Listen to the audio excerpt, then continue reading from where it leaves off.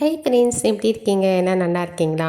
நேற்று வந்து 21 எனக்கு பர்த்டே வந்தது. எல்லாருமே இன்ஸ்டாகிராம், ஃபேஸ்புக்கு, என்னோடய குரூப்ஸு எல்லாருமே வந்து ரொம்ப பேர் போட்டிருந்தாங்க ஹாப்பி பர்த்டே, காட் பிளெஸ் யூன்னாங்க. எனக்கு ரொம்ப சந்தோஷமாக இருந்தது. இதை விட என்னங்க இருக்குது? நீங்கள் சொல்கிறதோட எனக்கு என்ன சந்தோஷம் இருக்குது? சரி, உங்களுக்கு ஒரு விஷயம் சொல்கிறேன். என்னோடய பர்த்டேக்கு வந்து எங்கள் வீட்டுக்கார் ட்ரெஸ் வாங்கி கொடுத்தாரு. 2வது வந்து எனக்கு சென்ட் வாங்கி கொடுத்தாரு. பெர்ஃப்யூம், அதாவது நேச்சுரல் ஸ்ப்ரே, அதை வந்து எனக்கு வாங்கி கொடுத்தாரு.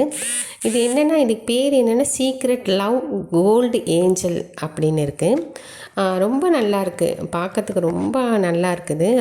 மூடி அந்த அதோட இதே ரொம்ப அமைப்பே ரொம்ப அழகாக கொடுத்துருக்காங்க. எனக்கு ரொம்ப பிடிச்சிருந்தது. இது பாருங்கள், எப்படி பாருங்கள், திறக்கிறதுக்கே ரொம்ப ஒரு சேஃப்டியாக கொடுத்துருக்காங்க. என்ன ஆச்சுன்னா, இது வந்து இந்த சென்ட்டு வந்து எப்படின்னா ரொம்பலாம் வாசனை கிடையாது. சுமாராக தான் இருக்குது வாசனை, ஆனால் ரொம்பலாம் வாசனை கிடையாது. பார்க்கறதுக்கு ரொம்ப அழகாக இருக்குது. ஸ்மெல் வந்து சுமாராக இருக்குது, ஆனால் போக போக போக ஸ்மெல்லு ரொம்ப சூப்பராக இருந்தது அப்படி எங்கள் வீட்டுக்கார் சொன்னார். போக போக நல்லாயிருக்கு அப்படின்னு சொன்னார். அப்புறம் நான் கைக்கு கொஞ்சம் ஸ்ப்ரே போட்டு பண்ணேன். ஆனால் ஸ்மெல் வந்து சுமாராக தான் இருந்தது, ரொம்ப ஸ்மெல் கிடையாது. ஏன்னா எனக்கு ரொம்ப பிடிச்சிருந்துச்சு அந்த அமைப்பு, அதோட பாக்ஸு, அதோட ஸ்டைலு எனக்கு ரொம்ப பிடிச்சிருந்துச்சு. ஆனால் போக போக எனக்கு ஸ்மெல்லு வந்தது. 1 மணி நேரம் கழித்து அந்த ஸ்மெல் இருந்துகிட்டே இருந்தது. ரொம்ப நல்லா இருந்தது. உங்களுக்கு பிடிச்சிருந்துச்சின்னா நீங்கள் வாங்கிக்கோங்க.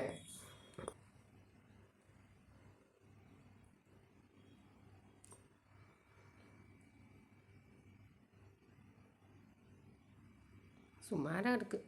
ரொம்பனா, அதாவது ரொம்ப ரொம்ப பளிச்சுன்னு ஒரு நல்ல வாசனைலாம் கிடையாது. சுமாராக இருக்குது, ஆனால் சூப்பராக இருக்குது. போக போக தான் அந்த வாசனை தெரியும். இந்த மூடி பாருங்கள், சூப்பராக கொடுத்துருக்காங்க. மூடியே சூப்பராக இருக்குது பாருங்கள். இதை வந்து க்ளோஸ் பண்ணிடணும். இது என்ன பேருன்னு நான் டைட்டிலில் போனேன் பாருங்கள்.